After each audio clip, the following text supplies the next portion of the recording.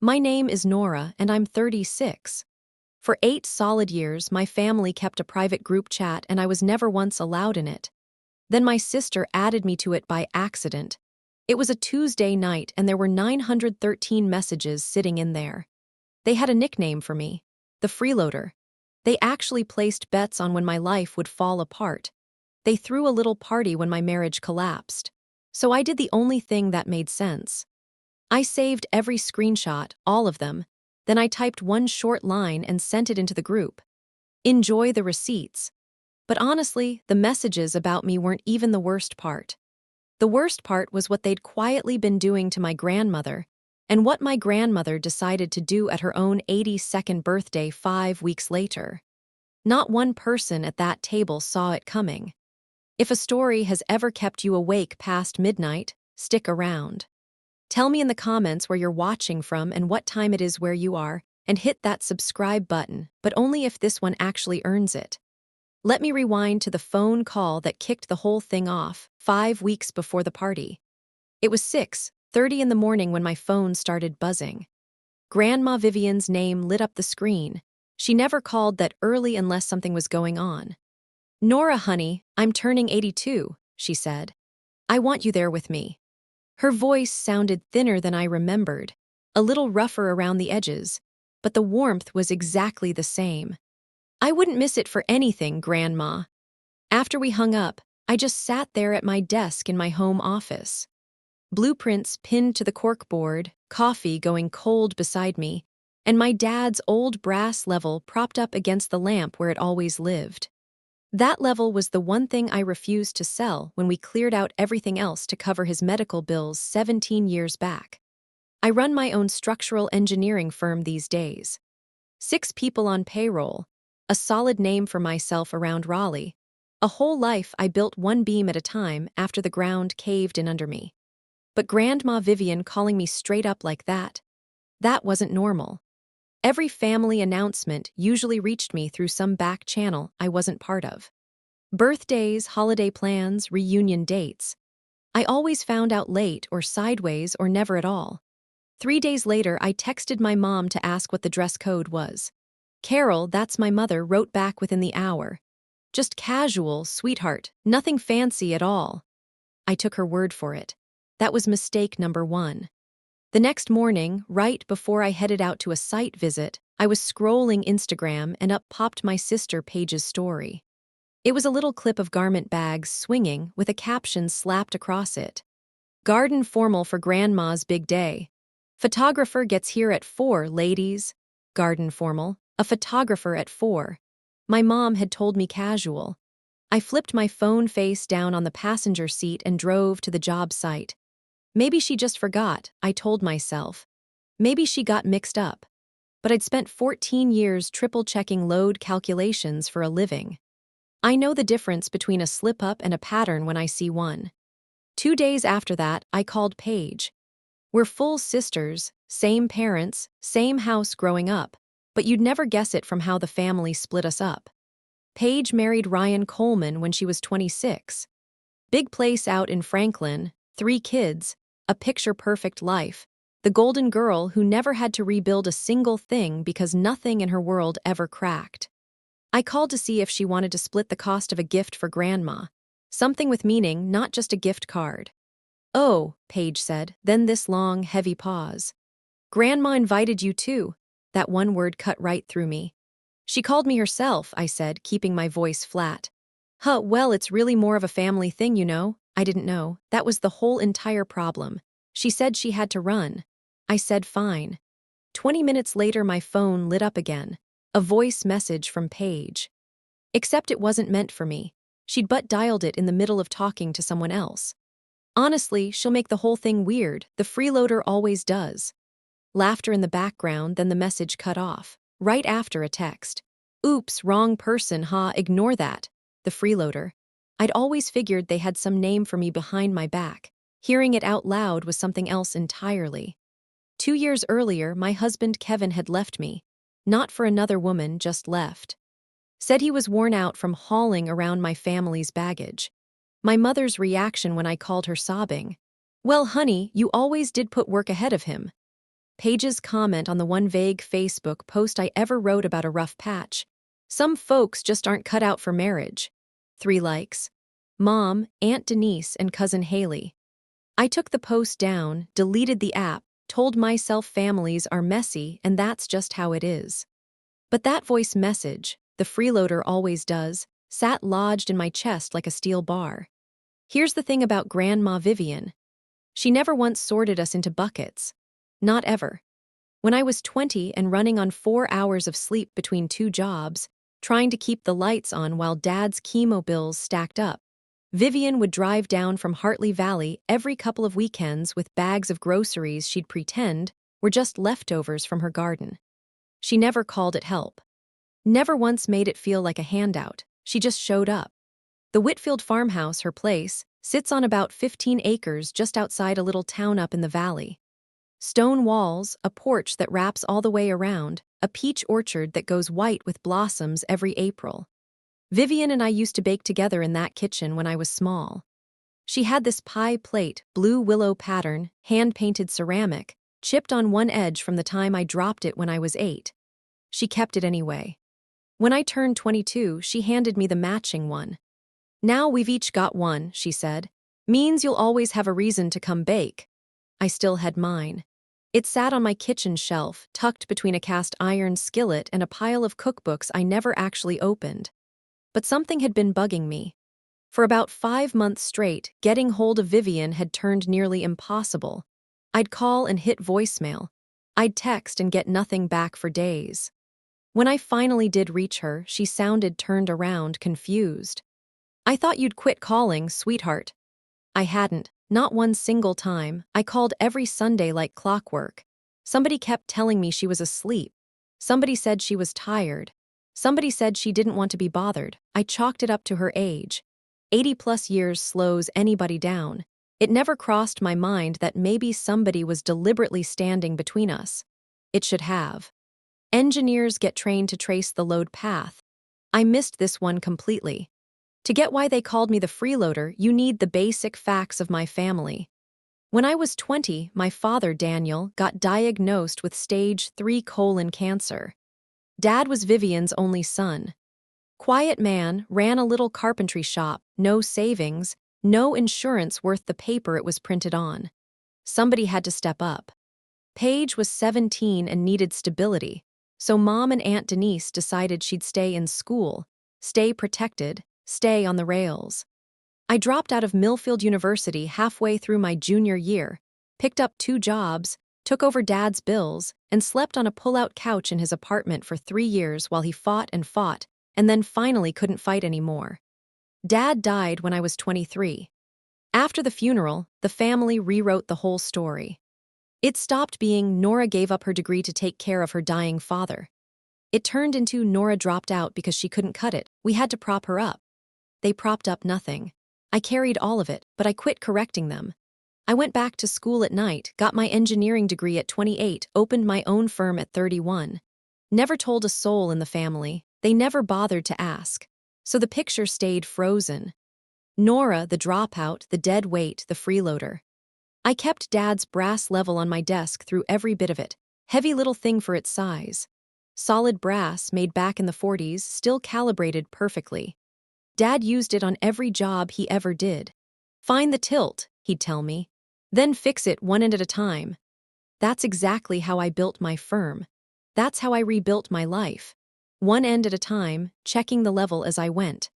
What I never noticed was that my own family was the most crooked structure I'd ever managed to ignore. 3 days before the party, a little after 11 at night, I was going over foundation specs for a commercial job with a documentary playing in the background when my phone lit up. Notification. Paige Coleman added you to the inner circle. I stared at it. The inner circle. My thumb hovered, then I tapped it. The group opened up. I scrolled up automatically, the way you do when you're late joining a conversation, except I wasn't late. I'd never been invited at all. The chat had been created 8 years ago. 6 people were in it, everyone except me and everyone except Grandma Vivian. My mom Carol, Aunt Denise, Paige, Cousin Haley, and 2 great-aunts from my grandfather's side. For 8 years, there'd been a group chat all about the real family, and I was locked out of both the name and the list. Up in the corner sat a little gray number. 913. 913 unread messages. I checked the most recent one, 4 days old, Aunt Denise griping about a restaurant. Totally normal. Nobody had even noticed I'd been added. Paige must have fat-fingered it while scrolling her contacts. Probably had a few glasses of wine, probably careless, probably the single sloppiest thing she'd ever done. I shut off the documentary, sat up straight, and opened a blank notes file on my laptop. Force of habit. I log everything. Then I scrolled all the way to the very first message. It was from Aunt Denise, dated back years. 2 sentences that flipped everything I thought I knew about my family upside down. I read them, read them again, put the phone down, picked it back up. My hands weren't shaking. That actually surprised me. I'm an engineer. I don't panic when I find cracks. I measure them. So I started measuring. That first message, 8 years back, was from Aunt Denise. My father's sister, Vivian's daughter, the one who inherited all the Whitfield confidence and none of the Whitfield kindness. She ran the family like a project manager holding a grudge. Finally, she wrote, a room without the freeloader in it. Right below her, Paige added, free from the freeloader zone. My mom typed next. Girls, don't start, but yes, this is nice. Don't start, but yes, that was my mother in a nutshell. The disclaimer, then the participation. I kept scrolling. Years folded together into one long thread. They talked about me the way you'd talk about a slow drip under the sink. Something to keep an eye on, joke about, never actually fix. When I lost my biggest client at 29, which was a contract dispute, not incompetence, they threw a little celebration. Denise wrote, clock's ticking. How long before she comes begging Carol for cash? Paige answered. She's too proud, that's her whole issue. Mom chimed in. She gets that from Daniel. From Daniel. My dead father, like being stubborn, was some defect he'd handed down to me. They made bets. Real ones. When I started dating Kevin, the pool opened right up. Haley put down 18 months. Denise said 2 years, tops. Paige wrote, I'll be generous, 3. They bet on my relationship like it was an office pool. And the worst part, the one that made me set the phone down and stare at the wall for a full minute, was my mother. Put me down for 2.5, she wrote. And don't tell her I said that. My own mom placed a bet on when my marriage would fall apart, then dropped a laughing emoji after it. I picked the phone back up and kept reading. I still had over 800 messages to get through. I hit the divorce thread around 1 in the morning. 2 years ago, the same week, I called my mother in tears telling her Kevin had walked out. Paige had broken the news to the group before I'd even finished boxing up his half of the closet. Code red, she wrote. The freeloader's getting divorced. Haley answered, no way, who had 2.5 years? Denise wrote, that was Carol, pay up, ladies. My mom typed, I feel awful, but also I did call it. She felt awful. Emoji. 47 messages followed that. Not one of them, not a single one, asked if I was okay. Nobody floated the idea of calling me. Nobody said maybe somebody should check in.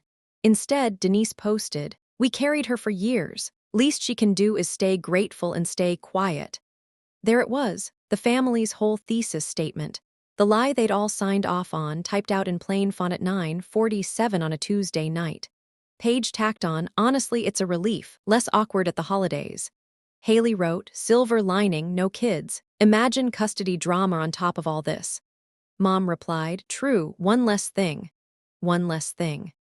Her daughter's empty apartment. Her daughter's shattered life. One less thing. I'd read enough deposition transcripts in contract fights to know what a confession looks like. This was one. 8 years of agreement, 8 years of laughing at a table I never even knew existed. My hands still weren't shaking. Something colder had taken the wheel. The same focus I get on a job site when I find a crack that runs way deeper than the surface. You don't panic, you document. By 2 in the morning, I had a system going. Screenshot, save, label next.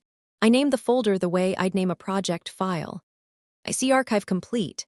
Every message, every reaction, every bet, every punchline, every time my mother typed, lol, after something that would have flattened me if I'd read it in real time. 913 screenshots took me about an hour and a half.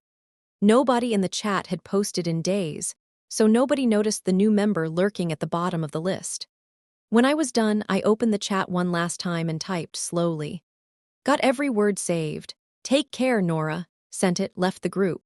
The phone stayed dead quiet for exactly 43 seconds. Then it exploded. Page calling, declined, page again, declined, mom calling, declined, then a flood of texts. Page, Nora, please, it was an accident. I swear I never meant to add you. Mom, honey, whatever you saw, it's just venting. Every family does this. Aunt Denise. Delete those screenshots. This is private family business. Delete those screenshots. Not we're sorry. Not we were wrong. Delete the evidence. By 10 to 3 in the morning, I had 58 unread texts and 12 missed calls. I read Denise's message one more time. This is private family business. And I almost laughed. Private. They'd shut me out for 8 years, and now they wanted privacy. I turned off my phone, walked into the kitchen, poured a glass of water, and drank it standing at the counter, staring at the blue willow pie plate on my shelf. Vivian's matching plate. The one she gave me so I'd always have a reason to come back. Something was wrong with Grandma. I couldn't name it yet, but the shape of it was starting to form. I left my phone off until morning. When I turned it back on at 7, I had 84 texts and 19 missed calls. The damage control had layers. Paige's layer was pure panic. All caps, crying emojis, voice messages I never played. I was drinking wine and scrolling, and I hit your name by accident, please believe me. That part I actually believed. Paige wasn't strategic enough to have done it on purpose. Mom's layer was rewriting history. Those messages are out of context. We say stuff we don't mean. You know how Denise is. Classic Carol, blaming her closeness to the fire instead of admitting she'd been holding the match the whole time. Denise's layer was a threat. If you show those to anybody, you'll rip this family apart. Think about what it would do to your grandmother. You owe us the decency of keeping quiet. I read that last one twice. I owed them decency. Interesting math. 8 years of freeloader jokes, bets on my divorce, cheering when I failed, and I owed them decency. But one line snagged on me like a nail catching fabric. Think about what it would do to your grandmother. Denise brought up Vivian. That was the tell. Not think about your mom, or think about the family. Denise specifically didn't want Grandma finding out. Why? Vivian was the matriarch. She owned the farmhouse. She held the whole family together. If anyone deserved to know the family was rotten right at the core, it was Vivian. Unless Denise had a reason to keep her in the dark. Unless there was something a whole lot bigger than a group chat going on here. I made coffee, sat down at my desk, and looked at Dad's level. Find the tilt, then fix it, one end at a time. The party was in 3 days. Paige drove up from Franklin 2 days before the party. Showed up at my door in athleisure with designer sunglasses shoved up on her head and a coffee in each hand like some kind of peace offering. I brought you a latte. I don't drink lattes. Nora, sorry. She didn't even know my coffee order. She didn't even get my name right on the first try. I let her in anyway. She perched on the edge of my couch and cried. Beautiful crying, the kind that doesn't smudge a thing. I'm so sorry. The chat was Denise's idea. I just went along with it. I was young. You were 24, you're 32 now and still in it. She switched gears. Look, I know you're hurt, but please don't take this to Grandma. She's fragile. We're handling her affairs now, and any stress could. Handling her affairs. The words hit wrong. Too corporate, too rehearsed. Paige caught herself. I just mean Denise and Mom are helping with her finances, her appointments. 82 is a lot. We're making sure she's looked after. Since when? Since I don't know, a while. It's not a big deal. It was a very big deal. 5 months ago, I'd stopped being able to reach Vivian. 5 months ago, apparently, they'd started handling things. I'm coming to the party, I said, because Grandma invited me. Fine, but keep the chat out of it. It's her birthday, not my what. She stood at the door, turned back. You always do this. You always make everything about you. Then she left. The latte sat untouched on my counter. I poured it down the drain and opened my laptop.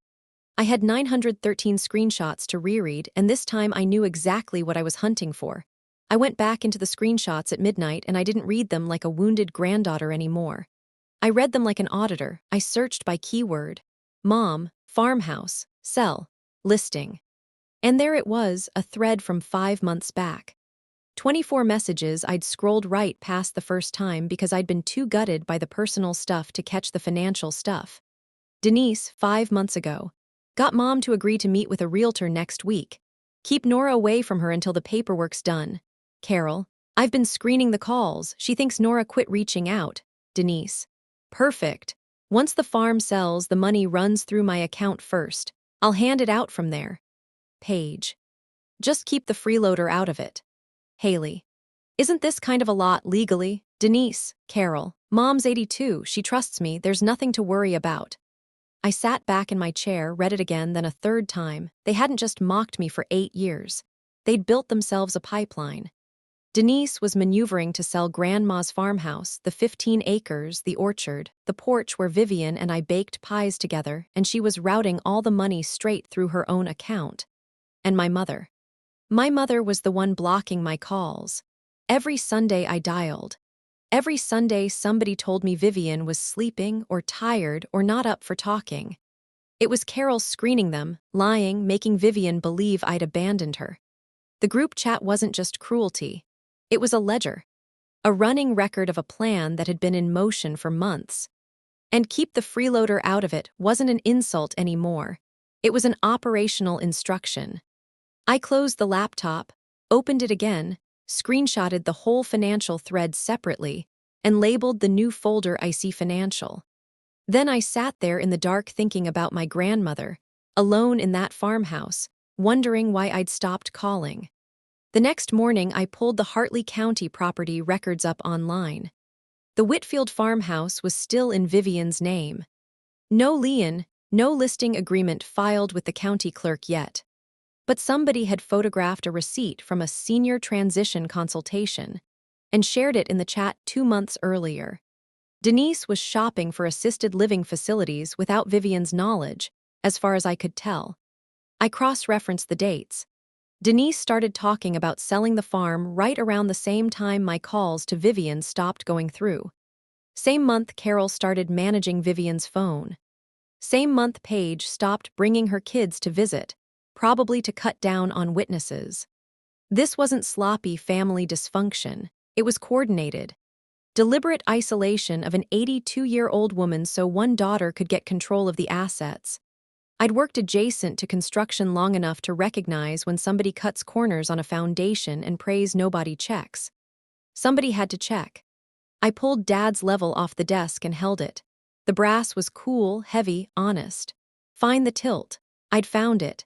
Now fix it, one end at a time. The first end was Vivian herself. Not a phone call, they'd just intercept it. I had to go in person. The second end was documentation. I had the chat. Now I needed to understand what Vivian actually knew, what she'd agreed to, and what had been done without her ever saying yes. The third end, the one I'd sort out later, was the party. 60 guests, a photographer, and Denise planning to announce the sale like it was already a done deal. That was in the chat too. I'll share the exciting news at the party. Mom will be so relieved. Relieved? She was going to take Vivian's home and dress it up as a gift. I set the level back on the desk, grabbed my keys. It was a 3-hour drive out to the valley. I left at 6 in the morning with a peach pie and Grandma's blue willow plate, the matching one she'd given me 14 years earlier. The one with the chip on the rim from when I dropped it at 8. I'd never used it for anything but her recipe. The drive through the valley was quiet. Morning fog laying over the fields, the mountains soft and blue off in the distance. When I pulled up the gravel driveway, Vivian was out on the porch alone. Smaller than the last time I'd seen her, thinner, slower, but her eyes were exactly the same. Sharp and warm all at once. "Nora," she said, and she said my name like a glass of cold water after a long walk. "Is that my pie plate?" "Peach, your recipe." We sat in the kitchen. She ate a slice. I watched her hands the whole time, still steady, still precise. Not the hands of a woman who couldn't run her own life. "Grandma, I need to ask you something." "You want to know why I thought you'd stopped calling," she said. It wasn't a question. She looked at me over the rim of her coffee cup, clear-eyed, completely present. They told me you were busy, that you'd moved on. Carol said your new business was eating up all your time and you didn't want to be bothered with an old woman. My stomach dropped. I called every Sunday, Grandma, every single one. Vivian set her cup down. The little clink against the saucer was the only sound in the room. I know, she said quietly. I started suspecting about a month ago. The phone rings and nobody answers it. I pick up and there's no one there, but the caller ID says your name. She'd seen my calls. She'd just never been allowed to answer them. On the kitchen table, a folder sat half open. The top page read, Senior Living Consultation, Hartley Valley Estates. Vivian hadn't signed anything, but somebody had already scheduled a tour. I didn't show her all 913 screenshots. That would have been cruel. I showed her 12, carefully picked. The ones about the farm, the ones about screening her calls, the ones about running the money through Denise's account. Vivian read each one with the exact same expression, focused, like a mason studying stones. No tears, no gasp, just attention. When she finished, she set my phone on the table between us, screen down, and folded her hands. How long has this chat been going? 8 years. And the financial planning behind my back? At least 5 months, maybe longer. She nodded slowly, not the nod of somebody absorbing a shock, the nod of somebody whose suspicion just got confirmed. Get me Gloria Hayes on the phone, she said. Gloria Hayes. I'd heard the name. Vivian's attorney, her friend for 40 years. I found the number in Vivian's address book, an actual physical one with a cracked leather cover, and dialed. Vivian took the phone and walked out to the porch. I caught fragments through the screen door. Yes, it's Vivian. I need to know if anything's been filed. No, I did not authorize that. When she came back in, she sat across from me and said something that rearranged the last 17 years of my life. Nora, when your father passed, I did something I never told the rest of the family. I set up a living trust. Everything, the house, the land, the accounts, all of it is in that trust. And I named you as my successor trustee and my power of attorney. Me. You were 23, you just lost your father and you never asked me for a dime, not once. Everybody else had their hand out before the casket was even closed. She reached across the table and took my hand. Denise has been acting like she has authority over my affairs. She doesn't. She never did. The paperwork's been sitting with Gloria for 14 years. 14 years. And nobody knew but Vivian, Gloria Hayes, and now me. We sat out on the porch that afternoon and put together a plan. No ambush, no big drama, just the truth, delivered in front of witnesses and backed up by documents. Vivian was firm about it. She wanted it done at the birthday. If I say it in private, Denise will just deny it. Carol will cry. Paige will post something on Instagram about healing, and nothing changes. She was right. But if I say it in front of 60 people, including Gloria, including the neighbors who have watched me live alone in this house for 20 years, there's nowhere for them to hide. Gloria Hayes agreed to come as a guest. She'd bring copies of the trust documents, the power of attorney designation, and a notarized statement confirming Vivian was mentally competent, evaluated 3 weeks earlier during a routine checkup. Vivian had been planning this longer than I realized. You suspected something before I showed you the chat, I said. I'm 82, sweetheart, not oblivious. Calls dropping. Mail going missing. Denise suddenly very concerned about my comfort. I've been around long enough to know when somebody's measuring my curtains before I'm even gone. My part was simple. Show up, stay quiet, let Grandma handle it. I wouldn't need to say much of anything. The documents would do the talking. And if Denise tried to paint me as the manipulative one, which she absolutely would, 14 years of filed paperwork would answer that before I ever had to open my mouth. One more thing, Vivian said as I was heading out. Bring the pie plate, the blue willow. Both of them, yours and mine. Set them on the table where everybody can see. I didn't ask why. Vivian always had her reasons. I drove back to Raleigh with the windows down, the mountains shrinking in my rearview mirror, and for the first time in years I felt something that was the exact opposite of alone. 5 weeks after that early morning phone call, the day finally came. Vivian's 82nd birthday landed on a morning that looked like it had been ordered from a catalog. Clear sky, a soft breeze rolling through, the peach orchard thick and green. I got to the farmhouse at 8, a good 4 hours ahead of the guests. Vivian was already dressed and ready. Navy blouse, pearl earrings, and a shade of lipstick that told you she meant every word she planned to say. "Come help me with the table," she said.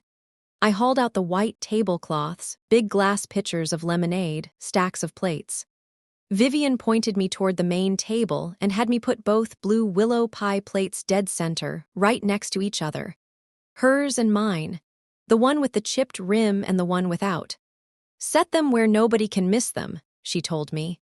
At 10, a string quartet showed up and got set up on the porch. Around 11, the caterers rolled in with their trays. By 1:30, Gloria Hayes pulled up in a silver sedan cream blazer, looking exactly like a respected estate lawyer stopping by an old friend's party. She had a leather briefcase in one hand. Not a single person gave it a second glance. Denise arrived at noon.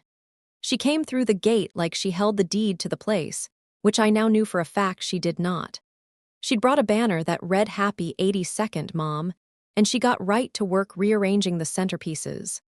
She slid one of the blue willow plates off to the edge. From the kitchen window, Vivian watched the whole thing and never said a word. Carol came in after her. Then Paige, with Ryan and the kids in tow. They all bunched up near the food, laughing, poking at the photographer's gear. When Denise clocked me carrying a tray of glasses, she stopped talking mid-sentence. "Oh, you actually came. Grandma asked me to." "Right, of course she did." She smiled the way people smile when they're running numbers in their head. Then she leaned over to Carol and murmured something I couldn't catch. But I saw my mother's jaw go rigid, and I saw Paige reach for her phone, probably to update the group chat that no longer had me in it. Guests kept rolling in. Cousins who'd driven up from out of state, neighbors from just down the road, the ladies from Vivian's book club, the minister from her church, an older couple who'd farmed the property next door for decades. By 1, I counted close to 55 people spread across the yard and the porch. Counting is just a reflex for me. For the first couple of hours, I might as well have been a lawn chair. When the photographer called everyone together for a family shot on the porch steps, Carol wedged herself in beside Vivian. Denise took the other side. Paige stood a step below, kids arranged just so. "Nora," my mother said, not even glancing my way, "why don't you hang back? We're keeping the front to immediate family." Immediate family, her own oldest daughter. A gray tant I'd only met a couple of times, Marlene from Indiana, touched my elbow. "You're one of the girls, aren't you? The older one, the engineer. Why in the world are you way back here?" I didn't have an answer for her. The shutter clicked. Denise glowed. Paige tilted her chin to the angle she'd clearly rehearsed. And Vivian, planted right in the middle, stared straight into the lens with a look I couldn't quite place. Calm, patient, like somebody watching a timer tick down to 0. Off to the side, Gloria Hayes held her lemonade and took it all in without saying anything.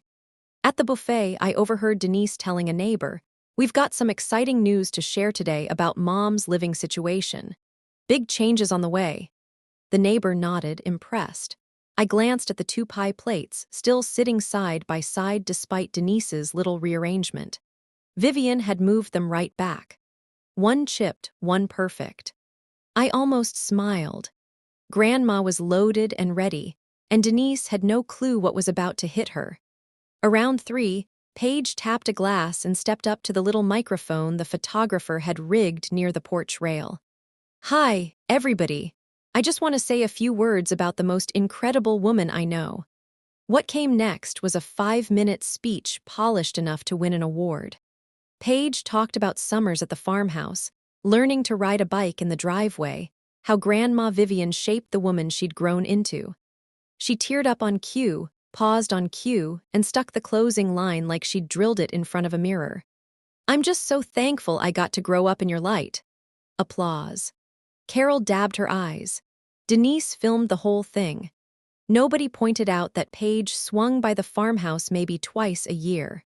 Nobody mentioned who actually drove Vivian to her heart appointments, cleaned out her gutters, or sat with her through the long winter nights when the old house groaned and she couldn't sleep. Then Denise took the mic. While we're all here together, I've got something wonderful to share. She fished a folded brochure out of her purse. We found the most gorgeous senior community for Mom. Mountain views, full medical staff on site. It's time for her to kick back and let us handle everything else. We'll be putting the farm on the market next month. She said it like a done deal, like Vivian had already signed off. The crowd murmured its approval. So thoughtful, smart move. Vivian sat completely still, hands resting on the arms of her chair. Her eyes moved from Denise to Carol to Paige to that brochure. Then they landed on me. One small nod, almost nothing. I couldn't hold back. I stepped forward. "Grandma," I said, loud enough for the closest tables to catch it, "do you actually want to sell the farm?" Denise's head whipped around, the brochure crumpling in her fist. "This isn't your business, Nora. I'm asking my grandmother a question. And I'm telling you to stay out of it. We've talked this through as a family. You talked it through in a group chat I was locked out of for 8 years. That's not family, that's a committee." Heads turned at the nearby tables. Denise moved closer and dropped her voice, except not nearly enough. "Don't do this here, don't humiliate yourself.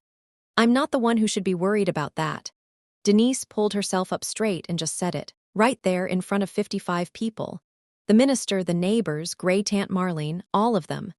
"Honestly, Nora, you only turn up when there's money on the table. We carried you for years. The least you could do is show a little gratitude." The freeloader. The exact line from the chat. The family's whole thesis, out loud now in the open air. A few guests looked at their shoes. Gloria Hayes set her lemonade down. The quartet had stopped playing 3 minutes back and nobody had even noticed. Vivian reached for the microphone. Denise saw it and looked relieved, probably figured Grandma was about to smooth it over, calm everyone down, steer things somewhere nicer. That's what grandmothers do, right? Vivian took the mic, held it rock steady, and looked at Denise with an expression I'd never once seen on her face. Not anger, not sadness, something older and a lot harder. "Hand me the brochure, Denise." Denise passed it over almost on autopilot.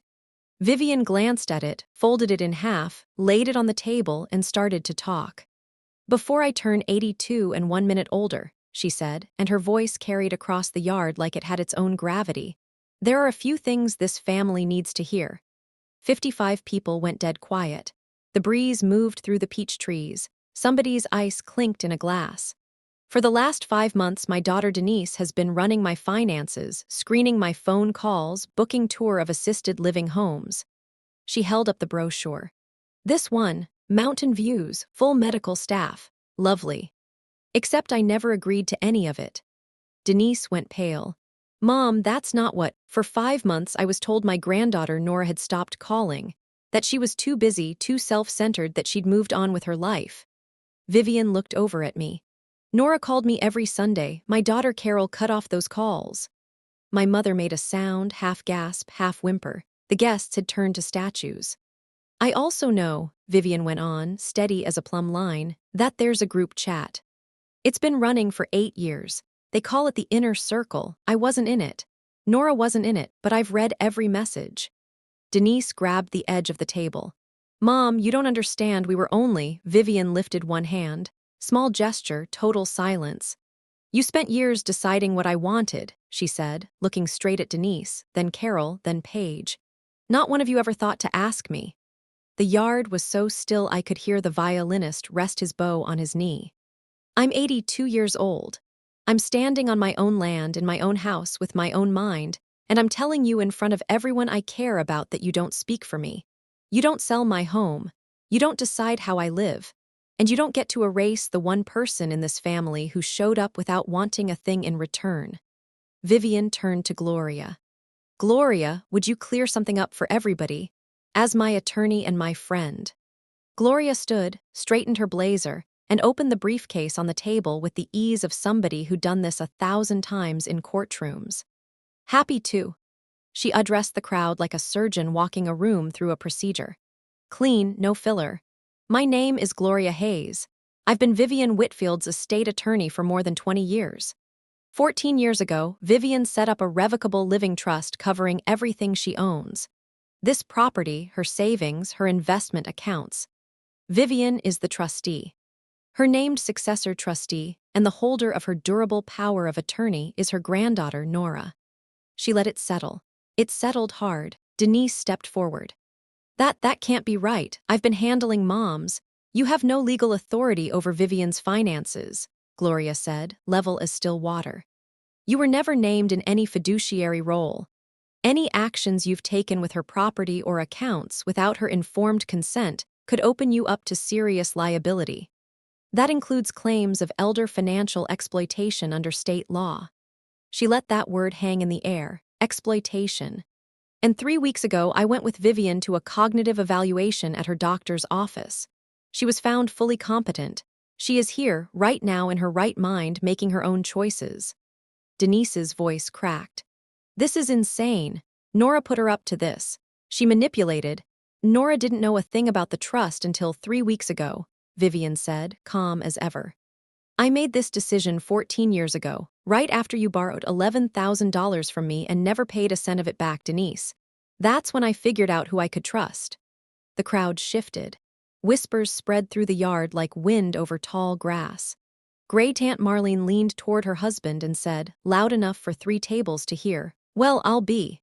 Denise came apart. There's no softer way to put it. You're taking her side.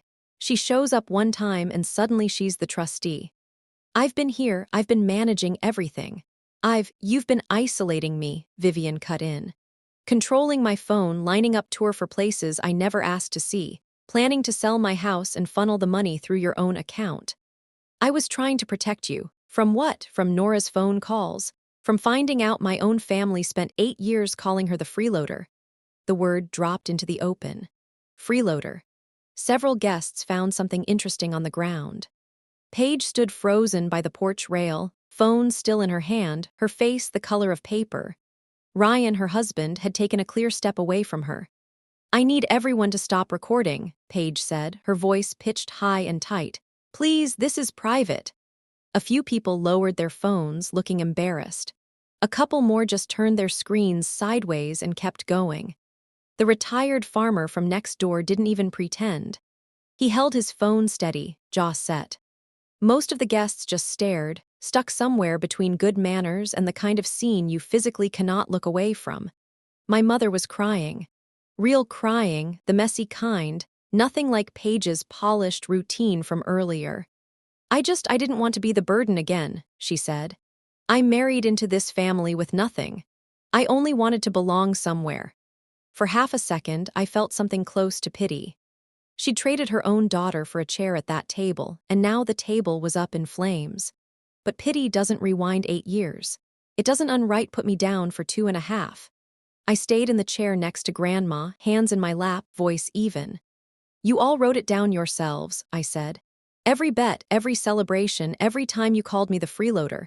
I never had to prove a thing. You proved it for me. All I did was tap screenshot. Denise jabbed a finger at me. You're going to regret this. No, I said. I'm going to document it. Vivian squeezed my hand. Say what you need to say, sweetheart. I stood up. 55 faces swung toward me, some sympathetic, some horrified, and a few Denise, Carol, Paige just wrecked. I'm not going to shout, I said. I'm not going to call anybody names. You did plenty of that for the both of us. I took a breath. For 8 years you kept a chat called the Inner Circle. You decided I didn't belong in it. You decided I was the freeloader, the dropout, the one who couldn't hold a marriage together, the one you had to carry. I looked at my mother. You didn't carry me, Mom. I carried Dad. I carried his bills. I carried his last 3 years. And then I carried myself. I turned to Denise. You don't get to sell Grandma's house. You never had the right. You just assumed it because nobody bothered to check. I looked at Paige.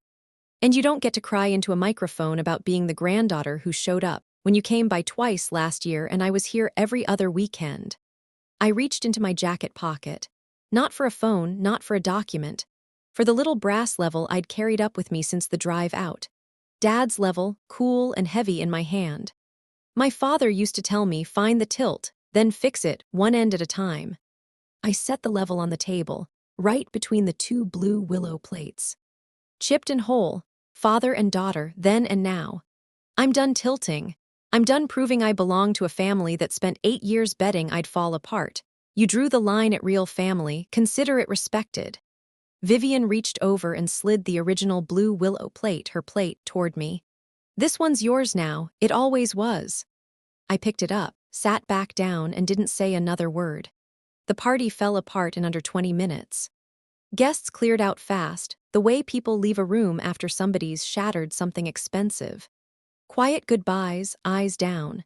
A few stopped at Vivian's chair on the way out. The retired farmer shook her hand and said, "Vivian, you've still got the sharpest aim in the whole valley." The minister squeezed her shoulder and said nothing at all, which from a minister said a lot. Gray Tant Marlene hugged me at the gate. "Your grandmother always said you were the one who showed up. Now I understand why." The fallout came in waves over the following weeks. Denise's wave was legal. Gloria's office sent a formal demand for a full accounting of every transaction Denise had made on Vivian's behalf. The $11,000 loan resurfaced. So did the unauthorized meeting with the realtor. Denise hired her own lawyer. The word exploitation showed up in a letter. Paige's wave was public. Somebody from the party, I never did find out who, posted about it online. Not the specifics, just the outline. Watched a whole family get exposed at a birthday today. 8-year group chat. The quiet one had receipts. Paige ran a faith and family brand with sponsors, and those sponsors read the comments. 2 of them dropped her inside a month. She went private on every platform. Carol's wave was silence. She stopped calling everyone, Denise included. 30 years spent scrambling to belong, and all of a sudden she had nowhere left to stand. Haley, the youngest cousin, the one I'd nearly forgotten was even in the chat, texted me 10 days after the party. I was in that group. I laughed along with it. I stayed quiet when I should have said something. I'm not asking you to forgive me. I just want you to know I'm sorry and I'm ashamed and you deserved a whole lot better. I read it twice, then wrote back. Thank you, Haley. That actually means something. 3 months on, Vivian is still in her farmhouse. Still sharp, still scribbling in that cracked leather address book, still baking with the good flour. I drive up most weekends now. We sit out on the porch.